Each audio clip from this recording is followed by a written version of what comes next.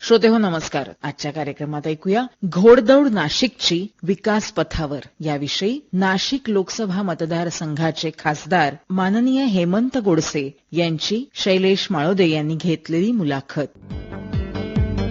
FM 101.4 Akashvani Nashik आणि news on air ॲपवर मी शैलेश माळोदे आपल्या सर्वांचं स्वागत करतो. आज आपलं आकाशवाणीच्या सर्व श्रोत्यांचं महत्भाग्य आहे की आज आपल्या नाशिकचेच लोकप्रतिनिधी माननीय खासदार हेमंत अप्पा गोडसे यांना आपण आज स्टुडिओमध्ये आपल्या आमंत्रित केलेलं आहे. 5 वर्षानंतर परत एकदा ते आपल्या आकाशवाणी स्टुडिओत आपल्या सर्वांशी संवाद साधण्यासाठी आलेले आहेत. 10 वर्षापासून ते आपल्या नाशिकचे खासदार आहेत. त्यांची यावेळेला तिसऱ्यांदा निवड झाल्यानंतर हॅट्रिक होण्याच्या दृष्टीने त्यांनी कशा प्रकारे काम लोकांसाठी केलेलं आहे, या सगळ्या गोष्टी, त्यांच्या मनातले काय विचार आहेत, भविष्यवेधी योजना काय आहेत, या अनुषंगाने सगळ्या गोष्टी आपण त्यांच्याशी बोलणार आहोत.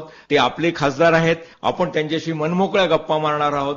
मी आपल्या सर्वांचा प्रतिनिधी म्हणून त्यांना काही प्रश्न विचारणार आहे, ज्या योगे आपल्याकडे जगण्याच्या दृष्टीने जे काही महत्वाचे प्रश्न सोडवण्यासाठीची जी काही विजन आहे ती आपल्यापर्यंत पोहोचणार आहे. तर अप्पा, तुमचं आकाशवाणीच्या स्टुडिओमध्ये स्वागत. नमस्कार, धन्यवाद. अप्पा, तुम्ही 2 टर्म खासदार नाशिकचे राहिलेले आहात. साधारणपणे नाशिकच्या खासदारकीचा जो इतिहास आहे याच्यामध्ये ही फार दुर्मिळ घटना असते. आता तिसऱ्यांदा आपण खासदार व्हावं अशी सर्वांची इच्छा आहे आणि ही इच्छा पूर्ण व्हावी यासाठी काही महिन्यांचा कालावधी आहे. परंतु गेल्या 10 वर्षाचा आपण एकंदरीत विचार केला तर गेल्या 10 वर्षामध्ये आणि विशेष करून या 5 वर्षामध्ये काय महत्वाची अशी गोष्टी आहेत की ज्या गोष्टी तुम्हाला चर्चा करायला आवडतील की खरोखर हे नाशिककरांसाठी, नाशिकच्या लोकसभा मतदारसंघातल्या सर्व नागरिकांसाठी या महत्वाच्या आहेत? तुम्ही अशा कुठल्या 3 महत्वाच्या गोष्टींवरती फोकस करू इच्छिता?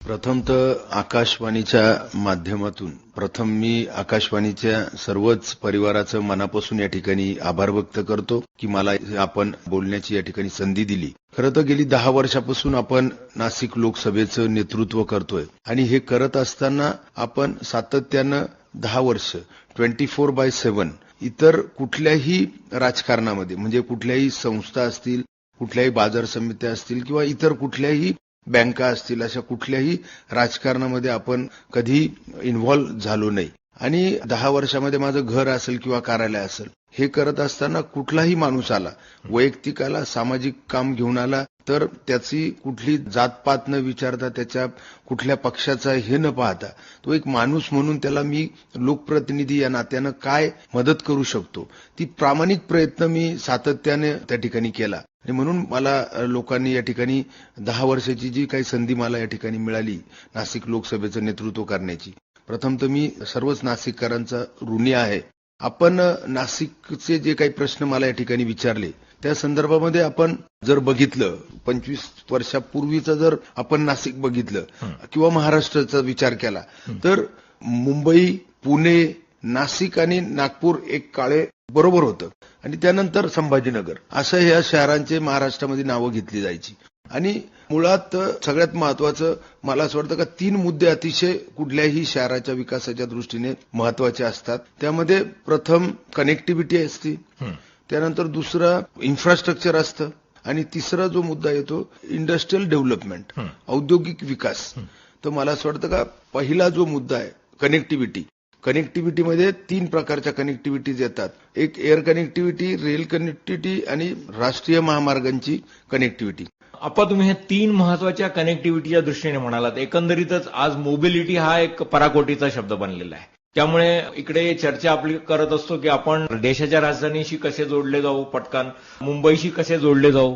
त्या अनुषंगाने तुम्ही 3 कनेक्टिव्हिटीचा उल्लेख केला.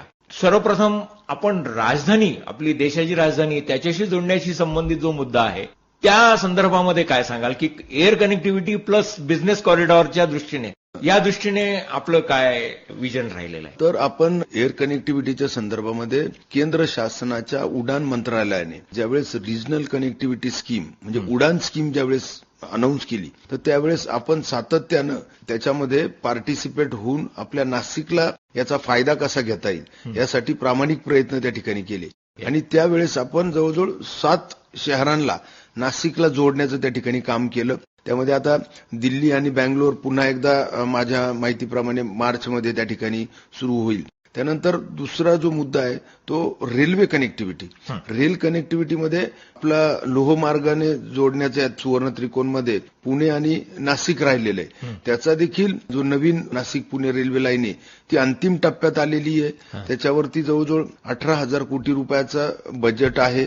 त्यामध्ये 20% राज्य शासन, 20% केंद्र शासन आणि 60% इक्विटी असा हा पूर्ण त्याचा फायनान्शियल स्ट्रक्चर आहे. आणि नाशिक पुणे रेल्वे लाईन झाल्यानंतर आपण 2.25 तासामध्ये पुण्याला जाऊ शकतो. आज पुण्याला जायचं ठरलं तर जवळजवळ 5-5 तास लागतात.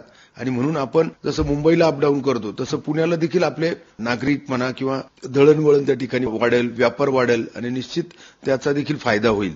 सर, तुम्ही रेल्वेच्या संदर्भात पण म्हणालात. आता पंतप्रधानांचा एक तुम्ही इंडस्ट्रियल डेव्हलपमेंट आणि याच्या दृष्टीने इन्फ्रास्ट्रक्चरचा पण उल्लेख केला. या सगळ्या अशा इंटिग्रेटेड अप्रोचच्या दृष्टीने तो बिझनेस कॉरिडॉर जो बनतोय त्याच्याशी आपली कनेक्टिव्हिटी कशी काय असणार आहे? बिझनेस कॉरिडॉरमध्ये आपल्याकडं आता लवकरच दिल्ली मुंबई इंडस्ट्रियल कॉरिडॉर जो आहे तर त्या संदर्भामध्ये आपण तसं पाहिलं गेलं तर 2007 मध्ये DMIC Delhi Mumbai industrial corridor announce केला गेला होता. आणि तो प्रथमतः इंडस्ट्रियल औद्योगिक विकासाचं शहर म्हणून नाशिक ओळखलं जातं.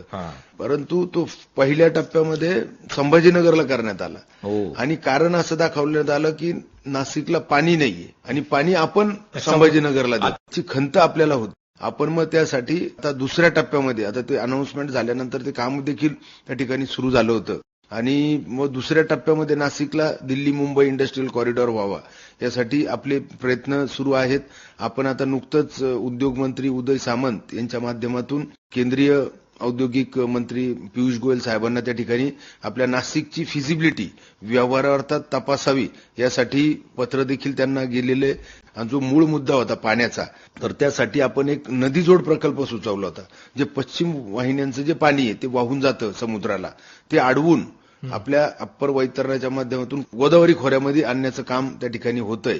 आणि जे दिल्ली मुंबई इंडस्ट्रियल डेव्हलपमेंटला जे काही पाणीची लागती कॅपॅसिटी ते देखील त्या माध्यमातून मिळणार आहे. ह्या जे त्रिसूत्री तुम्ही आज मांडलेली आणि केंद्र सरकारचाही भर याच गोष्टींवर आहे. आता रोड ही एक फार महत्वाची गोष्ट आहे आणि रोड कनेक्टिव्हिटी या तुमच्या 10 वर्षाच्या काळामध्ये आपल्या नाशिक जिल्ह्याची पुरतं बोलायचं झालं देशाची तर खूपच सुधारली पण नाशिकची पण खूप सुधारली. तर यातले लक्षणीय काय असे तुम्ही प्रोजेक्ट सांगू शकाल रोड कनेक्टिव्हिटीच्या दृष्टीने? रोड कनेक्टिव्हिटीच्या दृष्टीने मी मगाशी रोड कनेक्टिव्हिटी खूप मोठा रोल प्ले करते. आणि त्यामध्ये जर आपण एक बघितलं तर 22 वर्षापूर्वी मुंबई पुणे हा सुपर एक्सप्रेस वे झाला. आणि त्यामध्ये आज जर आपण बघितलं तर लोणावळा घाट सोडला तर पुणे देखील तिकडे टच झालंय आणि मुंबई देखील त्या ठिकाणी टच झालंय. आणि त्यानंतर पुण्याची डेव्हलपमेंट नाशिकच्या म्हणजे 2000 साली जो काही खूप मार्जिनल डिफरन्स होता परंतु आज पुन्हा कुठे निघून गेलं त्या एक कनेक्टिव्हिटीमुळे.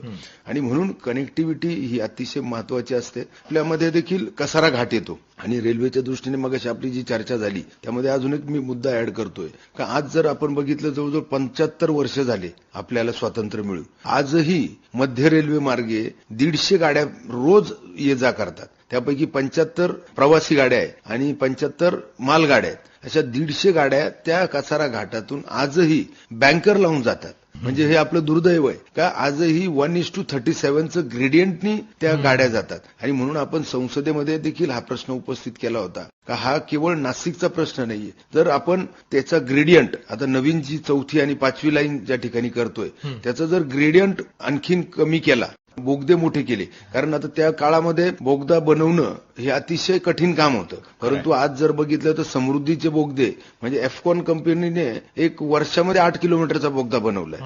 आणि आपल्या कसारा आणि इगतपुरीचं डिस्टन्स 15 ते 16 किलोमीटर आहे. म्हणजे तसं पाहायला गेलं तर त्यामध्ये बोगदे साधारण 8-10 किलोमीटरचे येतील. बाकी तर काही ठिकाणी ब्रिजेस येतील. परंतु ते जर झालं 4थ्या आणि 5व्या लाईनला आणि ग्रेडियंट जर कमी केला तर आपल्या प्रत्येकाचे 20-25 मिनिटं वाचतील तर वाचतीलच. परंतु जे आपलं स्वप्न आहे नाशिक मुंबई लोकल सुरू व्हावी किंवा कल्याण लोकल सुरू व्हावी ते देखील पूर्ण होईल. आणि आपण जसं पुण्याबाबत बोलतोय तसं जर कसारा घाट सोडला तर नाशिक तिथपर्यंत डेव्हलप होईल आणि शहापूरपर्यंत तर आलंच आहे जवळजवळ म्हणजे कल्याण शहापूरपर्यंत ते देखील कसाऱ्यापर्यंत अतिशय वेगाने डेव्हलपमेंट त्या ठिकाणी होईल असं मला विश्वास आहे. रोडच्या संदर्भामध्ये सर परत एकदा येऊया. तुम्ही तुम्ही आता ग्रामीण रोड्सच्या दृष्टीने सुद्धा खूप प्रयत्न केलेले आहेत आणि आपल्या नाशिक शहरामधून जो रोड्स आहेत, पहिलेपासून नाशिकचे रोड्स असे बऱ्यापैकी मोठे होते, परंतु शहराच्या वाढीचा वेग लक्षात घेता ते देखील अपुरे पडायला लागले. म्हणून त्यामध्ये इन्फ्रास्ट्रक्चरली चेंज करणं आवश्यक ठरलं. तर या संदर्भात तुम्ही काय प्रयत्न केलेले आहेत? रोड इन्फ्रास्ट्रक्चरमध्ये जर आपण म्हटलं तर आपण बघितलं असेल का गोंदे ते पिंपळगाव हा 6 लेन झालेला आहे. वडपे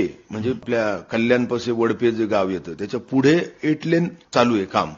परंतु हे जे गोंदे ते वडपे हा 4 पदरी होता. हा 4 पदरी नॅशनल हायवे तर आपण सातत्याने मागणी केली होती तर त्याला 6 लेनची मंजुरी त्या ठिकाणी मिळाली. 99 किलोमीटरचा आहे तो. परंतु ज्यावेळेस समृद्धी झाला तर मग आपण असा आग्रह धरला होता का समृद्धीला जॉईंट करण्यासाठी जो काही 20 किलोमीटरचा आहे हा तातडीने हातात घ्या आणि त्याला देखील मंजुरी मिळाली. त्याला 670 कोटी रुपये मंजूर झाले आणि त्याचं आता काम देखील लवकरच 1-2 महिन्यामध्ये त्याचं निविदा प्रक्रिया देखील झाली आणि मग तो रोड जर झाला तर आपण नाशिकपासून तर समृद्धीला जर जॉईंट झालो तर मला असं वाटतं का आपण अतिशय वेगाने मुंबईला त्या ठिकाणी पोहोचणार आहे. आपण पुण्याबाबतचा जर विचार केला तर पुण्यामध्ये देखील आज 4 पदरी झालेला आहे. आपण ही देखील मागणी करतो का तो पण लवकरात लवकर 6 पदरी व्हावा म्हणजे ती एक रोड कनेक्टिव्हिटी चांगली होऊन जाईल. आपल्यात सगळ्यात महत्वाचं म्हणजे नाशिकला जो काही माइलस्टोन आहे, जो काही खूप मोठा बदल नाशिकमध्ये घडल तर मला असं वाटतं का जो सुरत चेन्नई जो राष्ट्रीय महामार्ग आहे तो देखील अंतिम टप्प्यामध्ये त्याची देखील निविदा प्रक्रिया झालेली आहे. लँड ॲक्विजिशन बाकी आहे.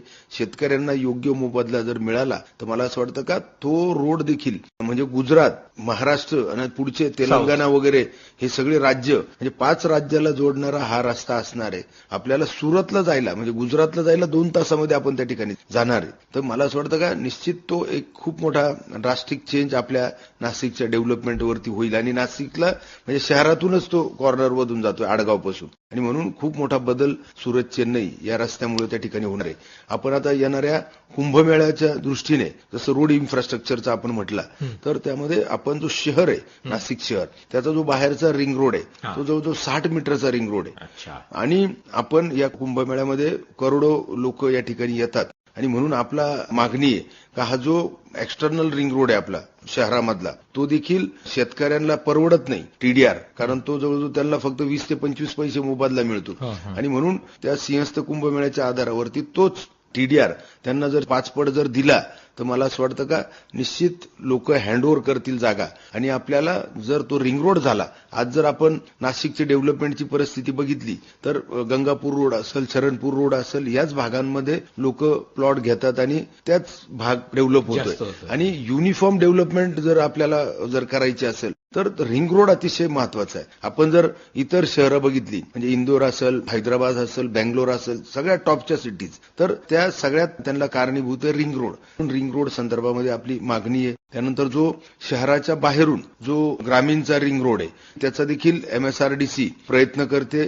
त्यांच्या प्रशासनाने त्याची आराखडा देखील तयार केलेला आहे आणि मला निश्चित विश्वास आहे तो देखील रिंग रोड जर झाला तर ग्रामीण भागामधली जी डेव्हलपमेंट आहे ती देखील झपाट्याने त्या ठिकाणी होणार आहे आणि म्हणून आपल्याकडे हे इन्फ्रास्ट्रक्चर कनेक्टिव्हिटी ह्या 2 गोष्टी या प्रकारे पूर्णत्वास येतील. या 2 गोष्टींचा परिणाम आपल्या इंडस्ट्रियल डेव्हलपमेंटवरती आणि नाशिकच्या विकासावरती होणार आहे. विशेष करून आता जेव्हा अर्थव्यवस्थेच्या दृष्टीने आपण विचार करतो तेव्हा भारत सरकारचा फोकस आता प्रायमरी इन्फ्रास्ट्रक्चर डेव्हलपमेंट एवढा मर्यादित नाहीये तर मॅन्युफॅक्चरिंग मेक इन इंडिया या दृष्टीने सुद्धा खूप प्रयत्न आहे आणि आपण या संदर्भामध्ये मागची वेळेला जेव्हा 5 वर्षांपूर्वी आलाच होता त्यावेळेला आपण इलेक्ट्रिकल टेस्टिंग लॅब संदर्भामध्ये विचार मांडला होता आणि त्याच्या संदर्भातले प्रयत्न केलेले होते. आता कुठपर्यंत आहे ती स्टेज?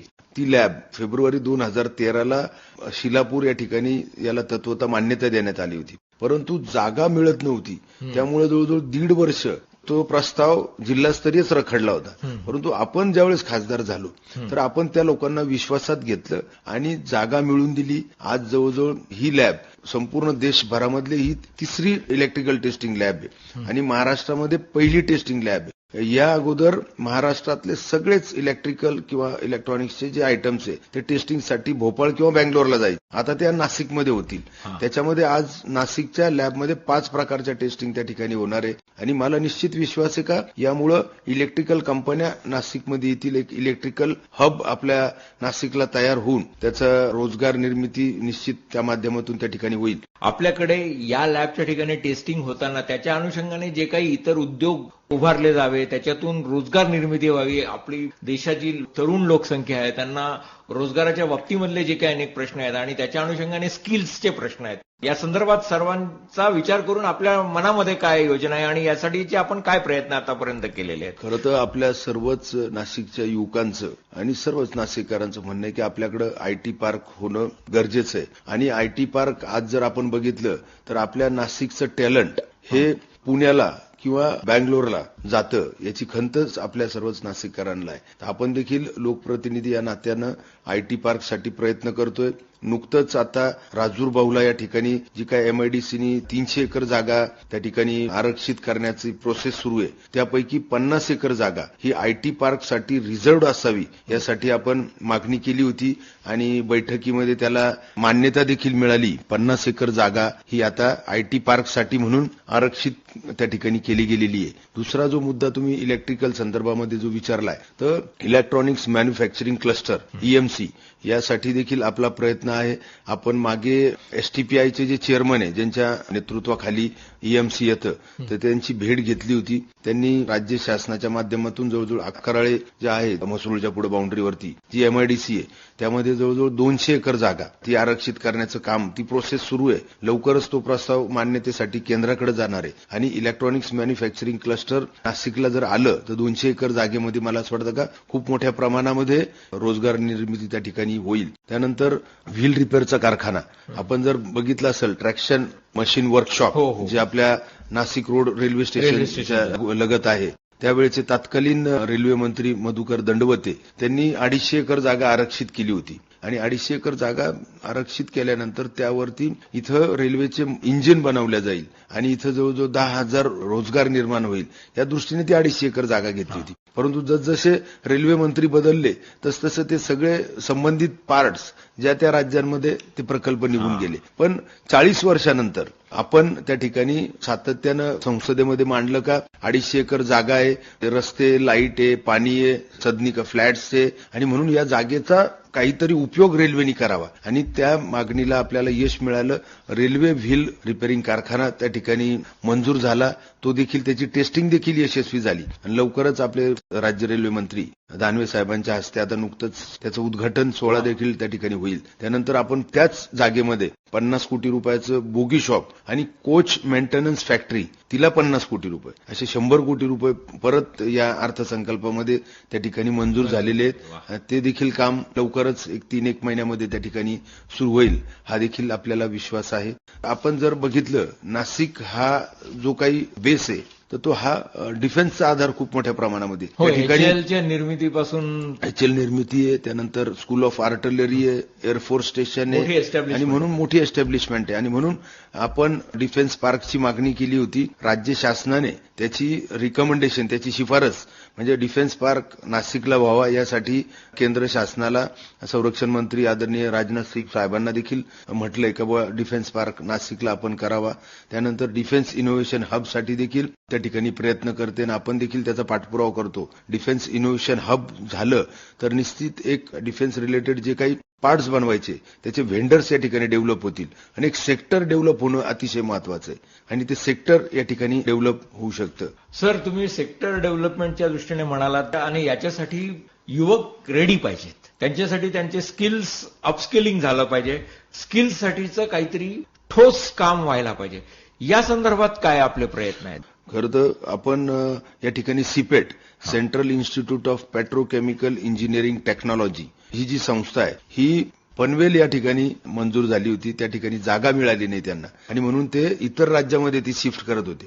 ज्यावेळेस आपल्याला कळलं सिपेट कुठेतरी दुसऱ्या राज्यात जाती, तर आपण तातडीने त्या डीजींना भेटलो आणि त्यांना सांगितलं की आपण नाशिकमध्ये आपल्याला जागा देतो आणि त्यांनी देखील सकारात्मकपणे सांगितलं की ठीक आहे, तुम्ही जागा बघा, आम्ही सिपेट नाशिकला सुरू करू. आपण गोवर्धन या गावाजवळ त्या ठिकाणी गायरांमध्ये 30 एकर जागेमध्ये central Institute of Petrochemical Engineering technology याला तत्वता मान्यता मिळालेली आहे.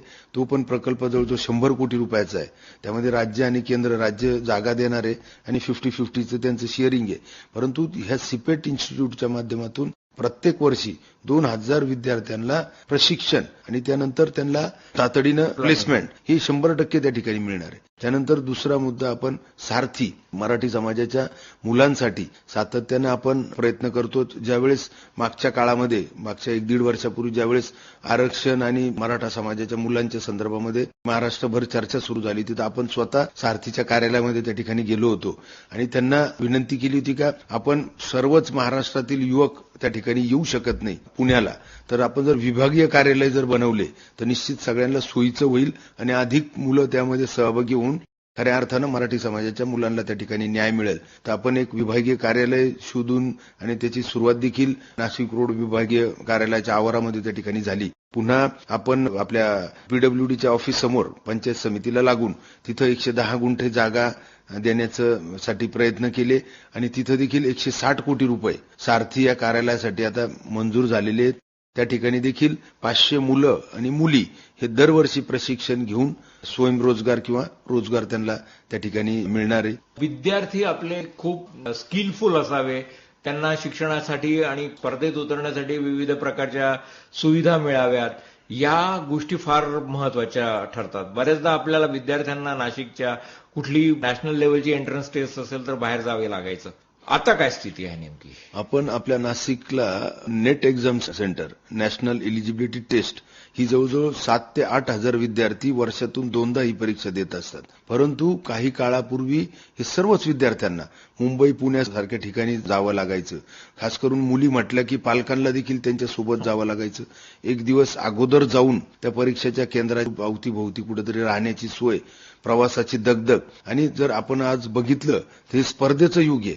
आज या ठिकाणी एक मार्क एखाद्याच्या जीवनात खूप मोठा बदल त्या ठिकाणी घडू शकतो आणि म्हणून त्यावेळेस आपण चेअरमन जे आहेत सीबीएसईचे त्यांची भेट घेतली आणि त्यांना सांगितलं का उत्तर महाराष्ट्रातल्या इतक्या मोठ्या प्रमाणामध्ये मुलं परीक्षा देतात आणि त्यांना ती सोयीची नाही इतर ठिकाणी केंद्रमध्ये जाणं, मुंबई किंवा पुण्याला. तर मग आपण ते नाशिकला सुरू केलं. आज हजारो विद्यार्थी त्याचा लाभ घेत आहे. त्यानंतर त्याच वेळेस आपण युपीएससीचे जे चेअरमन आहे तात्कालीन डेव्हिड म्हणून, त्यांना त्यावेळेस आपण भेट घेतली होती आणि त्यांना सांगितलं होतं का युपीएससीचं सेंटर उत्तर महाराष्ट्राच्या दृष्टीने नाशिकला व्हावं. तर त्याच वेळेस त्यांनी आपल्याला लेखी हमी दिली होती की ज्यावेळेस आपण नवीन सेंटर ओपन करू तर आपण ते नवीन सेंटरमध्ये नाशिकचं नाव इन्क्लूड करू. आता युपीएससीचं सेंटर देखील 2 वर्षापासून आपल्या नाशिकला आहे.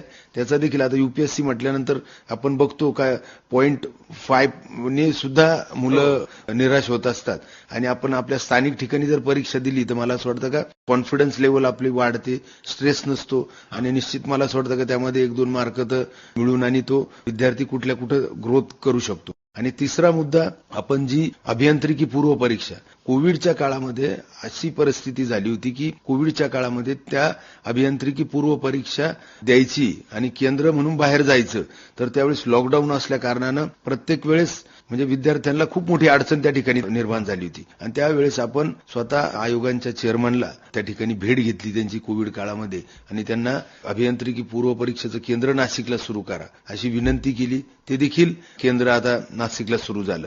Net exam centre, UPSC centre आणि अभियांत्रिकी पूर्व परीक्षा हे तिन्ही केंद्र आज नाशिकला सुरू झालं. विद्यार्थी, युवक यांच्या दृष्टीने सगळ्या गोष्टी महत्वाच्या झाल्या आहेत, परंतु आपलं नाशिक ओळखलं जातं त्यांच्या द्राक्षासाठी आणि शेतीतल्या एका जबरदस्त कामासाठी देखील. तर शेतकऱ्यांचे प्रश्न हे देखील खूप महत्वाचे आहेत, ऐरणीवर आहेत. तुम्ही वेगवेगळ्या कार्यक्रमासाठी, औद्योगिक विकासासाठी जमीन वगैरे ॲक्विजिशनच्या संदर्भात बोललात. मग ही जमीन तर शेतजमीन किंवा इतर याच्याच अनुषंगाने असते. मग शेतकऱ्यांसाठी काय? शेतकऱ्यांच्या दृष्टीने आपण जर बघितलं तर एक ऊस, कांदा आणि द्राक्ष ही 3 महत्वाचे पिकं आणि नगदी पिकं कॅश पिकं हे असतात. आणि म्हणून त्यासाठी आपण सर्वांना ठाऊक आहे नाशिककरांना का गेली 10 वर्षापासून आपला नाशिक सहकारी साखर कारखाना असेल किंवा निफाड सहकारी साखर कारखाना असेल, 10 ते 11 वर्षापासून ही दोन्ही कारखाने बंद होती. आणि अनेकदा सर्व कामं केल्यानंतर देखील बऱ्याचशा शेतकऱ्यांची मागणी होती का आपण या कारखान्यांमध्ये लक्ष घालून हे कारखाने सुरू करावेत. आणि आपण त्यासाठी देखील प्रयत्न केले. आपल्या मित्रपरिवाराच्या माध्यमातून आपण नाशिक सहकारी साखर कारखाना सुरू केला. त्याचं आज दुसरं वर्ष का तो सुरू झालाय. आपल्या सर्वच शेतकऱ्यांना आणि निफाडचं देखील आता काम सुरू आहे येणाऱ्या काळामध्ये, म्हणजे येत्या ऑक्टोबरपासून तो देखील कारखाना निश्चित त्याचं देखील गाळप या ठिकाणी सुरू होणार आहे. ऊस लागवड जर झाली तर भाजीपाल्यांना देखील एक चांगला भाव मिळतो. आणि बॅलन्स झाल्यानंतर तर मग मला असं वाटतं का तो एक मुद्दा आहे. कांद्याच्या संदर्भामध्ये अनेकदा आपण जर बघितलं तर निर्यात बंदीवरती अनेकदा शेतकरी आंदोलन करत असतात. परंतु आपण देखील मागच्या काळामध्ये आपण ज्यावेळेस MEP मिनिमम एक्सपोर्ट प्राइस ही जवळजवळ $800 होती आणि त्याही वेळेस जवळजवळ $2500 भाव सुरू होता आणि 15 दिवसामध्ये तो $500 क्विंटलवरती आला होता. त्या काळामध्ये आपण कृषी मंत्री, कॉमर्स मिनिस्टर, कारण कांदा हा विषय असा आहे का कांद्यासाठी 4 मिनिस्ट्रीजला निर्णय घ्यावा लागतो. तो झाला फायनान्स, त्यानंतर झाला ऍग्रीकल्चर, त्यानंतर झाला कॉमर्स मिनिस्ट्री आणि कन्झ्युमर मिनिस्ट्री. या 4 मिनिस्ट्रीचे निर्णय झाल्यानंतर निर्यातीवरती जो काही निर्णय तो घेतला जातो. आणि म्हणून आपलं महत्वाचं त्यामध्ये का संपूर्ण देशामध्ये जवळजवळ 35 ते 37% कांदा उत्पादन हे केवळ नाशिकमध्ये. आणि म्हणून हा निर्णय जर घ्यायला जर 8-8, 15-15 दिवस जर लागले तर हजारो शेतकऱ्यांना त्याचा खूप मोठ्या प्रमाणामध्ये फटका बसतो. तर शासन देखील याच तत्वावरती आहे का शेतकऱ्याला कमीत कमी 20 ते 22 रुपये भाव कमीत कमी मिळावा. उत्पादन खर्च हा साधारण 10-12 रुपये होतो आणि त्यावरती 8-10 रुपये मिळावेत या दृष्टीने शासन देखील काम करते. परंतु कधी कधी निर्णय घेताना वेळ लागल्यामुळं अनेक शेतकरी यामध्ये होरपळले जातात. त्यासाठी देखील प्रयत्न करतो की रोजचे अपडेट्स, म्हणजे आपल्या देशाला कांदा किती लागतो रोजचा आणि उत्पादन किती होतंय, मार्केटमध्ये कांदा किती येतोय, याचं जर सगळा कॅल्क्युलेशन डाटा जर अपडेट्स त्याच्या रोजच्या रोज जर झाले तर मला असं वाटतं त्याला निर्णय घेणं देखील खूप सोपं होईल आणि संयुक्तिक त्या ठिकाणी होणार आहे. यासाठी आपण जे आंदोलन केलं होतं मागच्या काळामध्ये तर आम्ही पूर्ण गळ्यात माळा घालून आंदोलन केलं आणि तातडीनं शासनाने ती मिनिमम एक्सपोर्ट ड्युटी त्या ठिकाणी रद्द केली होती. परंतु दरवर्षी हे आंदोलनं करायला लागू नयेत यासाठी एक चांगली सिस्टीम तयार व्हावी, जेणेकरून अपडेट्स म्हणजे मिनिट्स टू मिनिट्स अपडेट्स कांद्याच्या संदर्भामधले असावेत.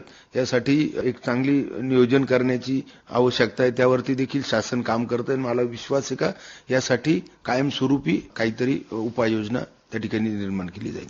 लोकसंख्येच्या 50% महिला आहेत, त्यांचे काही विशिष्ट प्रश्न आहेत, त्यांच्यासाठी आपला काय फोकस आहे सर? मला असं वाटतं का आपण निश्चित एक चांगला विषय काढला का आज कुटुंब म्हटलं का आपण जर इतर देशांचा जर विचार केला खूप मोठ्या प्रमाणामध्ये महिलांना सक्षम केलं तर कुटुंब सक्षम होतं आणि कुटुंब सक्षम झालं तर अर्थातच जे देश आपला सक्षम होऊ शकतो. आणि म्हणून त्यासाठी आता शासन देखील वेगवेगळ्या योजना त्या ठिकाणी काढते. आता नुकतंच आपल्या राज्य शासनाने आपल्या राज्याचे मुख्यमंत्री आदरणीय शिंदे साहेबांनी देखील सक्षमीकरणाच्या दृष्टीने एक नारी शक्ती योजना त्या ठिकाणी अंमलात आणलेली आहे. तिच्या माध्यमातून जे काही 15,000 रुपये महिलांना मिळायचे बचत गटाला तर ते आता जवळजवळ 30,000 रुपयेपर्यंत देणार आहेत. आणि मला असं वाटतं का या माध्यमातून छोट्या छोट्या घरांमधल्या ज्या महिला आहेत त्यांना स्वयंरोजगार त्या ठिकाणी निर्माण ते करू शकतात. आरोग्य चांगलं असेल तर एकदम सगळ्या गोष्टी जीवन चांगलं असतं. आरोग्याला फार महत्व आणि आपल्या देशामध्ये नव्हे संपूर्ण जगामध्ये करोना नावाचं एक मोठी महामारीचं संकट आपण त्याच्यातून निभावून गेलेलो आहोत. आणि त्या काळामध्ये आपण केलेले बरीचशी कामं अजूनही लोकांच्या स्मरणामध्ये आहेत. तुम्ही त्या करोना पिरियडकडे कशा दृष्टीने बघता?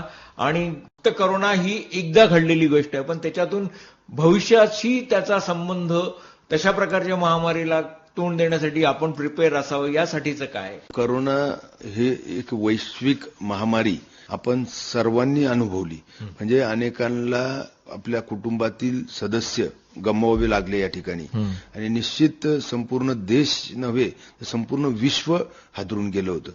करोनाच्या काळामध्ये दुसरा एक मुद्दा होता का करोनाचं सॅम्पल टेस्ट ज्या वेळेस व्हायचा, सॅम्पल टेस्ट करण्यासाठी तो सॅम्पल धुळे किंवा पुण्याला घेऊन जावा लागायचा आणि त्याचा रिपोर्ट यायला 3-3, 4-4 दिवस लागायचे आणि या 3-4 दिवसामध्ये तो आजार अजून बळावत होता आणि त्यामध्ये अनेक लोक त्या ठिकाणी दगावले आणि त्याच काळामध्ये मला ज्यावेळेस आमच्या लोकसभा अध्यक्षांच्या कार्यालयामधून फोन यायचे की आपला 1 कोटी रुपयाचा निधी आपण जमा करावा की जेणेकरून आपण सर्व खासदारांचे एकत्रित असं निधी करून आणि त्या कोरोनाच्या जे काही रुग्ण असतील त्यांना साधन सामुग्री आपण संपूर्ण देशभर वाटणार आहोत. परंतु मी 4 वेळेस फोन आल्यानंतर 5व्यांदा त्यांना मी सांगितलं का आमच्या नाशिकला देखील कोरोनाचा खूप मोठ्या प्रमाणामध्ये हायदोस माजलेला आहे.